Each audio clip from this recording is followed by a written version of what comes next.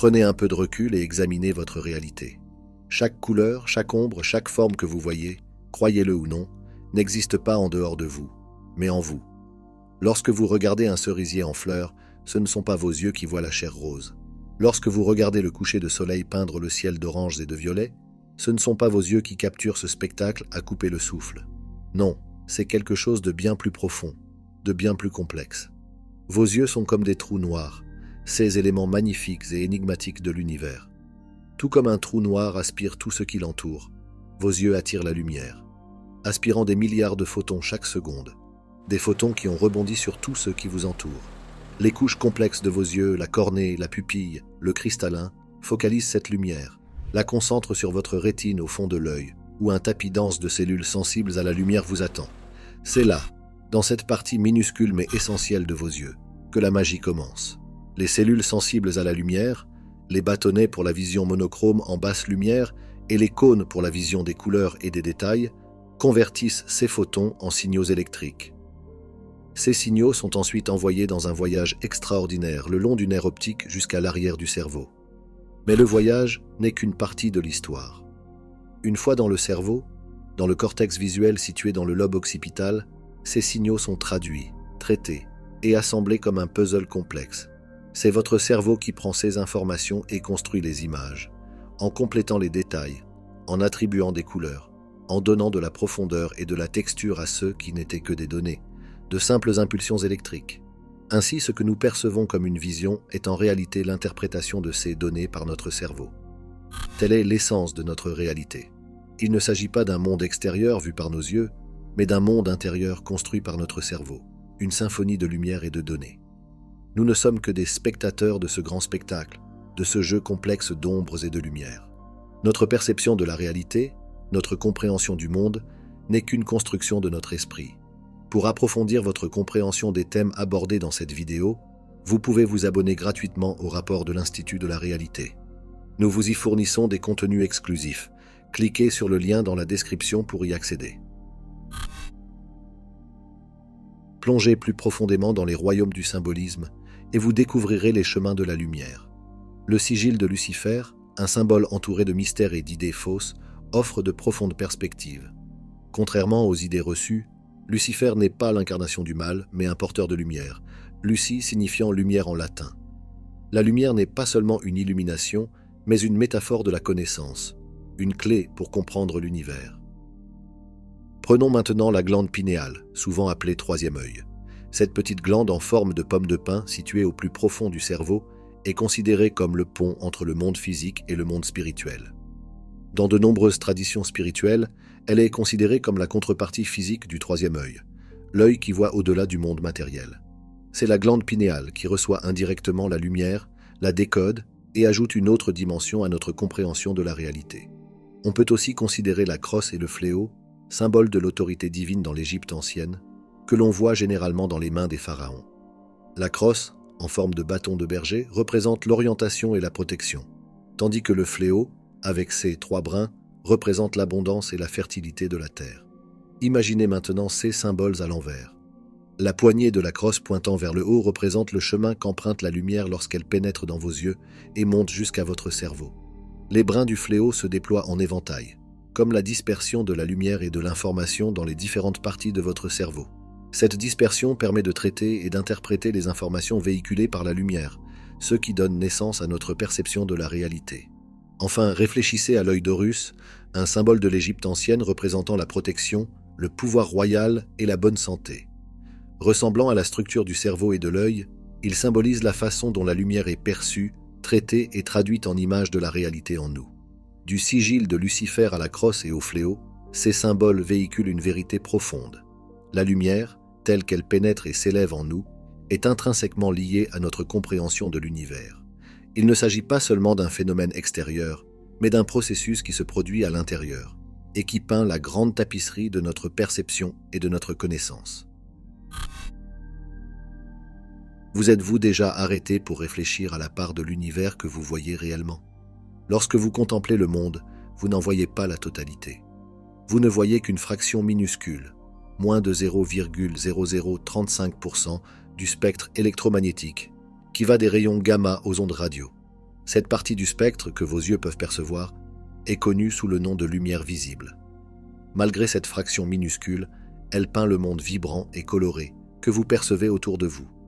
Dans le spectre de la lumière visible, il existe une pléthore de couleurs que nous voyons, toutes dues à des longueurs d'onde différentes, depuis les longueurs d'onde plus courtes et à haute énergie du violet et du bleu, jusqu'aux longueurs d'onde plus longues et à plus faible énergie du rouge.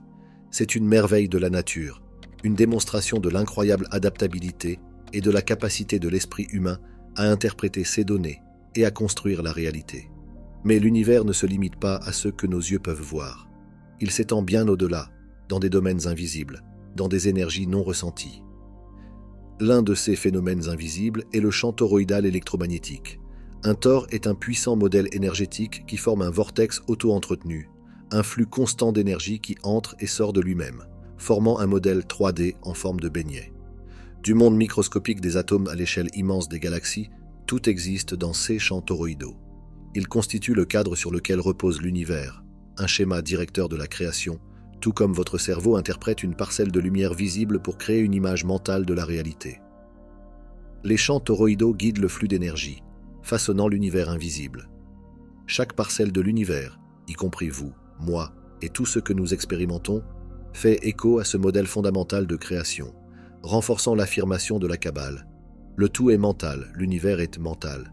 Ce que nous voyons n'est pas le monde lui-même, mais une image mentale de celui-ci construite dans notre esprit, encadrée par ces modèles universels. Considérez ceci un instant, notre essence même en tant qu'êtres humains. La teinte symbolise la lumière et man, homme en anglais, est le diminutif de manifestation. Par conséquent, en tant qu'êtres humains, nous sommes fondamentalement des êtres de lumière manifestés sous une forme physique. Chaque atome de notre être, chaque fibre de notre existence est une danse de particules de lumière, une symphonie de photons. Notre corps, notre esprit, le monde que nous percevons sont autant de manifestations physiques de cette lumière. Plongez plus profondément et vous verrez que cette lumière est plus qu'une simple illumination. C'est une représentation des éléments qui constituent notre existence, les 5 éléments. Dans diverses philosophies anciennes, il s'agit de la terre, de l'eau, de l'air, du feu et de l'éther, également connus sous le nom d'esprit ou de mental, qui représente l'esprit. Chaque élément, chaque aspect de notre existence physique est une manifestation de l'esprit, né de la lumière en nous. Ce concept imprègne toutes les facettes de notre vie, même nos structures sociétales. Prenons l'exemple du gouvernement. À la base, gouverner, c'est contrôler ou diriger, et le sens est l'esprit. Gouverner le sens, c'est donc guider l'esprit collectif, façonner la réalité au niveau de la société. Toutes les actions, les décisions, notre monde entier, sont formés dans le creuset de l'esprit, façonnés par la lumière qui est en nous, et se manifestent dans notre réalité collective. Telle est donc notre existence, une danse de lumière, un flux et un reflux d'éléments, une manifestation constante de l'esprit. Nous sommes au sens pur du terme des enfants de lumière, façonnés par l'esprit, manifestant éternellement notre réalité unique. Imaginez la grande danse cosmique de l'univers, un orchestre de planètes dans la symphonie céleste. Imaginez maintenant leur contrepartie tangible sur Terre, chaque planète étant reliée à un métal spécifique. Cela semble fantastique, n'est-ce pas? Pourtant, il s'agit d'une corrélation profondément ancrée dans les anciennes traditions alchimiques. 7 planètes traditionnelles, 7 métaux nobles, une symétrie parfaite. Chaque corps céleste, incarnation d'une fréquence vibratoire spécifique de la lumière, correspond à un métal terrestre, manifestation physique de cette lumière. Tout comme un prisme réfracte la lumière blanche en un spectre de couleurs, l'univers réfracte sa lumière divine en diverses manifestations, créant ainsi une sorte de spectre cosmique. Imaginez le Soleil, une boule brillante de gaz brûlant qui rayonne de la chaleur et de l'énergie vitale. Il se cristallise en or sur Terre, un métal connu pour son éclat et sa permanence. De même, imaginez Mars, la planète rouge associée au fer, un métal connu pour sa force et sa résistance. Enfin, Jupiter, la plus grande planète de notre système solaire, correspond à l'étain, un métal souvent associé à la flexibilité et à l'expansion. Il ne s'agit pas seulement d'une corrélation intrigante, mais d'un concept profond. Chacun de ces métaux, dans sa forme la plus pure, est une manifestation de la lumière. Ils existent en tant que lumière sous sa forme féminine, l'énergie nourricière et vivifiante, la lumière cristallisée dans ses formes tangibles et physiques. C'est un témoignage de la diversité et de la puissance des manifestations de l'univers. Ainsi, lorsque vous contemplez un anneau d'or ou une boîte de conserve, rappelez-vous que vous ne regardez pas simplement un métal, mais une incarnation physique de la lumière de l'univers, un témoignage de la danse cosmique qui se joue dans le grand théâtre de l'existence. Imaginez que vous vous trouviez au bord du précipice de la création, au moment où la première lumière a percé la toile du cosmos. Rappelez-vous la phrase « que la lumière soit ». Il ne s'agit pas simplement d'une déclaration, mais d'un témoignage de la puissance de la pensée, d'une expression de la volonté divine. Réfléchissez aux implications profondes de cette phrase. Elle nous dit que la lumière, l'élément fondamental de notre réalité, a été voulue pour exister. Elle n'est pas le fruit du hasard ou de l'aléatoire, mais d'une intention consciente, d'une pensée née de l'Esprit divin. Cette lumière divine n'existe pas sous une forme singulière. Elle vibre, elle danse, elle change, comme les cordes d'une harpe céleste. Chaque vibration, chaque fréquence de lumière chante un air différent, un aspect unique de la réalité. Les vibrations inférieures de cette lumière divine se manifestent sous forme de matière physique, donnant forme à l'univers, aux planètes et même à notre corps. Puis il y a les fréquences vibratoires plus élevées, si rapides et énergiques qu'elles transforment la matière en sa forme originelle, la lumière. Tel est le cycle de l'existence, une danse éternelle de la lumière et de la matière, née de pensées divines, oscillant entre la forme et l'absence de forme. Imaginez la puissance d'une telle pensée, capable de créer des univers, de donner naissance à la lumière et à la vie. Chacun d'entre nous détient une fraction de ce pouvoir. Chaque pensée que nous avons, chaque intention que nous formulons est une vague dans l'océan cosmique, une fréquence vibratoire capable de façonner notre réalité personnelle. Alors que vous naviguez dans votre vie, souvenez-vous de cette danse divine.